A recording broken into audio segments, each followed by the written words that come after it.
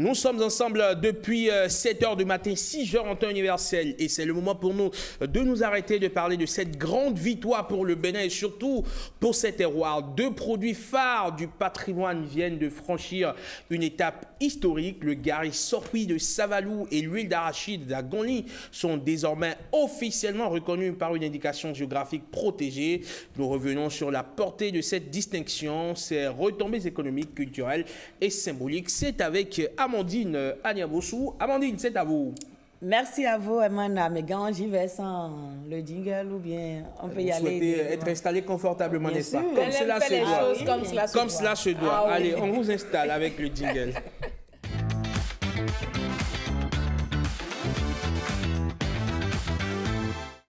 C'est donc ça, Bénin en mouvement. Oui. Emmanuel Megan, rebonjour. Mesdames, Messieurs, bonjour à vous.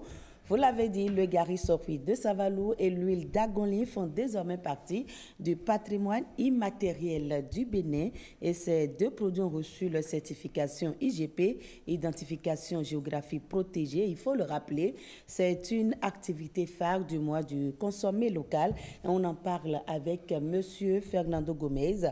Vous êtes le directeur départemental de l'industrie et du commerce de l'Atlantique et du littoral. Monsieur Gomez, bonjour à vous. Bonjour Amandine. Mais avant d'entrer dans le vif du sujet, on va suivre cet élément sur la cérémonie de remise de certification IGP du gari sorwi et de l'huile d'Agonli. Des décennies durant, leurs doigts ont façonné un produit devenu aujourd'hui une identité culinaire du Bénin. Le gari sorwi de Savalou. De l'ombre à la lumière, de l'anonymat aux grandes surfaces, cette denrée obtient avec l'huile d'arachide d'Agonli l'indication géographique protégée, une forme de verrou pour revendiquer l'authenticité du produit. Labelliser ces produits par le système des indications géographiques, c'est d'abord les protéger contre le fléau de la contrefaçon, en valorisant leurs qualités spécifiques qu'ils tirent des facteurs pédoclimatiques caractéristiques de leur aire géographique de production. Ces deux aliments entrent désormais dans une nouvelle dimension. Ils intègrent le cercle très restreint des produits qui possèdent une IGP.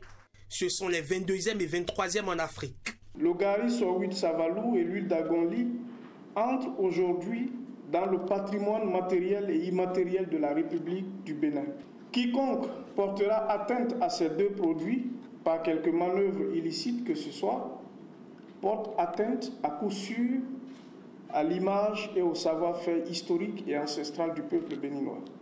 Pour en arriver à cette reconnaissance, il a fallu des décennies de régularité en termes de production de qualité, mais surtout 6 longues années de bataille pour enfin obtenir cet agrément qui sonne comme une consécration. Cette reconnaissance et la certification des indications géographiques constituent pour nous des instruments essentiels pour le renforcement de la transformation structurelle de notre économie et par ricochet de notre croissance économique. Il faut forcément que nous respections ce que nous-mêmes, nous avions écrit dans nos cahiers de charges. Un acteur clé s'engage déjà à les accompagner. Le Conseil économique et social a tout un agenda bien tracé. Nous allons rentrer dans une deuxième bataille qui est celle de la promotion de ce produit, mais également dans la formation de toutes les interventions ou tous les intervenants qu'il y a sur la chaîne de valeur. Après l'ananas pain de sucre du plateau d'Alada, le gari sorwi de Savalou et l'huile d'arachide d'Agonli représentent donc les nouveaux porte-étendards du savoir-faire béninois à l'international. Monsieur Gomez, dites-nous déjà quelle est l'importance de la certification IGP pour ces deux produits. Ok, merci. Avant tout propos, je voudrais déjà vous remercier de m'avoir invité à être avec vous ce matin. Oui. Il faut dire que l'identification géographique protégée est une reconnaissance que l'OAPI accorde à un produit pour tenir compte du territoire d'où il vient. Donc, cette identification permet de donner la garantie d'une certaine qualité et d'un certain nombre de caractéristiques liées à ces produits-là et de ce que ce produit vient bien d'un territoire. Alors, de façon schématique, si nous prenons notre ananas pain de sucre qui vient d'Alada, par exemple, ça a des caractéristiques bien définies et qui sont liées à ce sol-là. Donc, le pain de sucre qui vient d'ailleurs n'est pas le pain de sucre qui vient d'Alada. Donc, c'est dans ce cadre-là qu'il est bon de faire certifier ce genre de choses pour que ça soit protégé. Et sur le marché, comment on arrive à déterminer, par exemple, si on prend le cas du gari, sorwi, il y a plusieurs variétés de gari. Comment je saurais que ce gari sorwi est de Savalou, par exemple? Le gari sorwi de Savalou depuis samedi dernier est protégé. Ça veut dire que c'est une marque qui est reconnue. Donc, il y a des identifiants maintenant qui sont mis sur les emballages pour que vous sachiez que ce gari vient de Savalou. Et donc, ce qui est certifié désormais sera emballé. Emballé. Donc, on ne peut plus l'acheter chez les bonnes dames au bord de la route. Vous l'achetez chez les bonnes dames au bord de la route, mais ce dont vous pouvez être sûr, c'est ce qui est emballé. Avec une étiquette. Avec une étiquette, voilà. Et quels sont les impacts qui sont attendus? Qu'est-ce qui va désormais changer? Déjà, dites-vous, quand vous avez ce certificat, c'est que vous êtes sûr, ça garantit l'origine, ça garantit que le produit vient de tel, et là, il n'y a plus de, comment dit-on, on ne va pas dire par exemple le gari qui vient de contrefaçon ou d'usurpation de provenance. Voilà. De deux, par rapport au savoir-faire, c'est une protection du savoir-faire. C'est-à-dire parce qu'il y a des procédés. La façon dont les femmes de Savalou font le gari, ce n'est pas de la même façon que les femmes de Zinvier procèdent. Donc, ça garantit le procédé. Et enfin, ça donne une certaine garantie au consommateur qui est sûr de ce qu'il est en train de consommer. Du coup, ça nous permet d'avoir une ouverture aussi sur l'étranger parce qu'à partir du moment où vous avez cette certification-là, c'est une certaine garantie pour les pays de l'étranger, surtout qui sont très tatillons sur les normes. Et c'est la même chose pour l'huile d'agongli aussi. C'est la même chose pour l'huile d'agongli. Donc, ce qui est valable pour le gari est valable aussi pour l'huile d'agongli. On sait que le gari sorwi, lorsque vous avez un peu de haricot à côté, c'est le combo idéal. C'est le combo idéal. Et si vous avez du zomi aussi, c'est vrai que les nutritionnistes vous diront que le zomi n'est pas... Mais heureuse d'annoncer, je prendrai du zomi, évidemment. Je ne vais pas... Je suis consommé. Vous imaginez le gari sorwi d'agongli bien mélangé avec le gari sorwi de Savalou, il n'y a pas de gari bien mélangé avec l'huile d'agongli. Quand on parle de l'huile d'agongli, vous savez ce qu'on appelle l'huile d'agongli? Bien sûr, il y a un arrière-goût. L'odeur de l'arachide. Il y a cette flux d'arachide. Tu viens de chez moi. D'accord. Et c'est toute une fierté. D'accord, heureuse d'attendre. Évidemment, vous faites partie... Qui a été menée. Eh bien, franchement... Et je salue également cette dame-là qui représente les femmes de Gari Sorwi. Non, mais le combat a été rude. Et ce n'est pas un truc du jour au lendemain, on l'obtient. Il a fallu déjà 6 ans de bataille. 6 ans de bataille, mais avant, le vœu a été émis depuis 2012. C'est depuis 2012 que ça a commencé. Mais c'est en 2019 vraiment que la matérialisation du processus a démarré et ça a conduit justement à cette consécration. Il faut bien dire, elle a bien voulu être sur le plateau avec nous, mais malheureusement, elle est retournée à Savalou parce que le gari est certifié, il faut en produire davantage pour satisfaire c'est vrai parce que là maintenant, au niveau de la demande, ce sera certainement du changement. Et je vous assure que depuis quelque temps, je ne consomme que ça. Du gari sorwi. Alors, Fernando Gomez, si vous permettez, bien sûr, on sait qu'aujourd'hui, le gari n'est pas qu'une production béninoise. Il y a également le Togo qui produit du gari, le Ghana aussi, je pense, qui produit du gari. Même la Chine aussi. Même la Chine aussi. CMI. C'est ça la même, là, il faut préciser. Voilà, même la Chine aujourd'hui, CMI. Donc, est-ce qu'avec cette IGP, vraiment, ça démarque le Bénin en matière, je vais dire, de qualité du produit? Est-ce qu'on vient de ravir la vedette aux autres en allant décrocher cette IGP-là? Cette IGP vient complètement de ravir la vedette aux autres parce que les gens avaient envie de consommer du gari venu de Savalou. Mais on leur vendait tout et n'importe quoi, leur faisant croire que ce gari venait de Savalou. Mais aujourd'hui, de façon certaine, on peut démarquer le gari de Savalou de celui qui vient d'ailleurs. Donc ça, c'est vraiment un plus pour notre pays et pour la promotion du consommé local que nous faisons. Je crois que c'est les premières retombées. Oui, et parlant du mois du consommé local, dites-nous, on est en plein dans le mois, ça va finir bientôt. Quelles sont les innovations déjà, à part la certification du Gari Sorui et de l'huile d'Agonli, quelles sont les autres innovations? Il faut dire, innovations? Amandine, si vous permettez, que en fait, le ministère de l'Industrie et du Commerce, la certification est arrivée depuis le mois de septembre et le ministère de l'Industrie et du Commerce a attendu le mois d'octobre pour officialiser cela, puisque cela coïncide avec la célébration du mois de consommé local. Et c'est le lieu de rappeler que c'est grâce à une implication personnelle de Madame la ministre que nous avons pu avoir cette reconnaissance, parce que depuis qu'elle est là, elle se bat vraiment pour que les produits de nos territoires, les produits locaux soient... Le peuple d'Agonli la remercie. Voilà. Ne serait-ce que pour l'huile d'Agonli.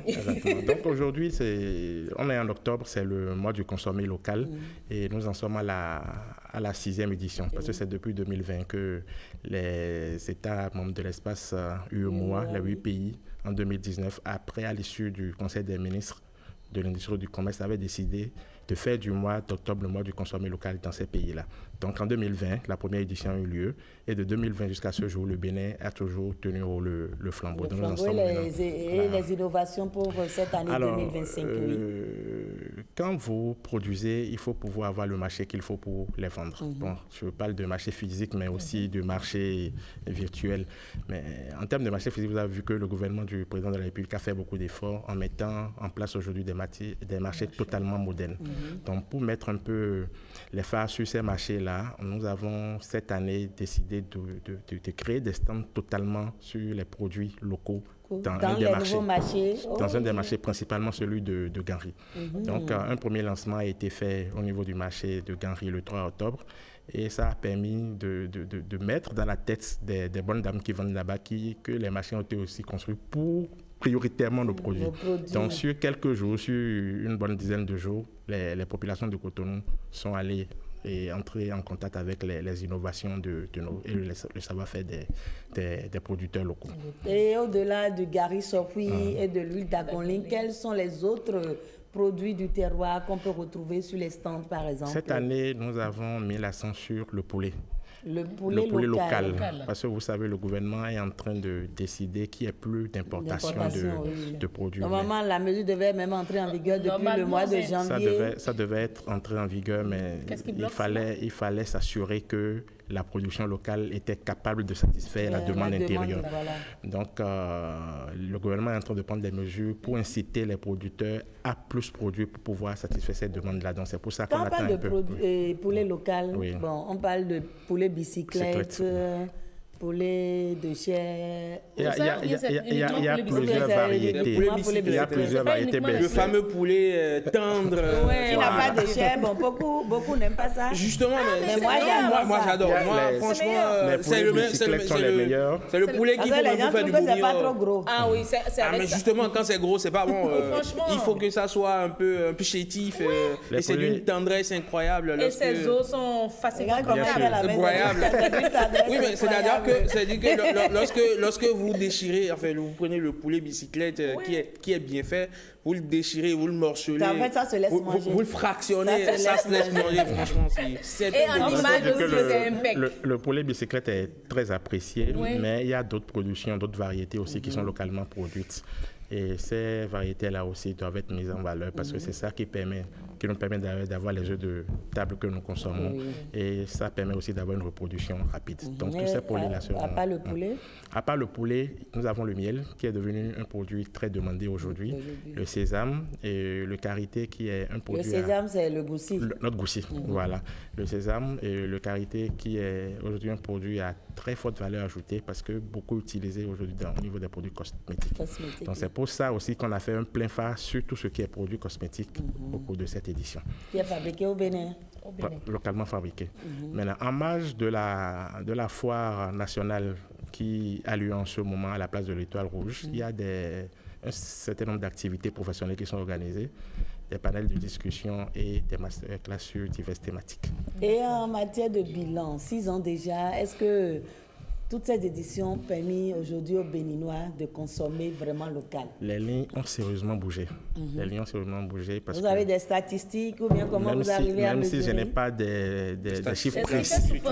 Voilà, même si je n'ai pas des statistiques sous la main. Mais au moins l'engouement au niveau des stands. on le ressent. Et par rapport aux opérateurs économiques qui sont aujourd'hui dans ce secteur, on voit que le nombre a beaucoup évolué parce que nous sommes tout le temps avec eux. Et il faut dire que ce n'est pas seulement le mois d'octobre que nous consacrerons à cette activité-là. Tout au long de l'année, nous travaillons désormais à ce que change de mentalité. La consommation locale devient un réflexe. Parce qu'avant, on mettait en avant la cherté des produits fabriqués localement. C'est vrai, encore que ça commence par s'équilibrer un peu et on avait plusieurs défis à relever, surtout par d'abord la qualité, ensuite la façon dont les produits sont emballés, le packaging et enfin le prix.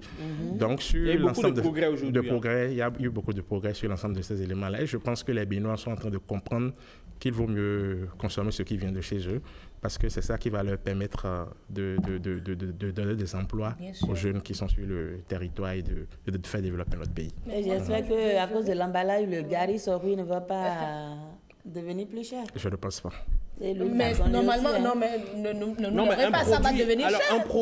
Un produit qui a une identification géographique protégée, forcément, ça devient un label. En tout cas, trouvez-nous le juste milieu, parce que nous, on veut toujours consommer du Gari Sorgui et l'huile d'Agoni. Amandine Aliamboso, rassurez-vous, vous allez consommer du Gari Sorgui de Savalou avec l'huile d'arachide d'Agoni et le tout saupoudré par un peu de noix de coco de Grand Popo.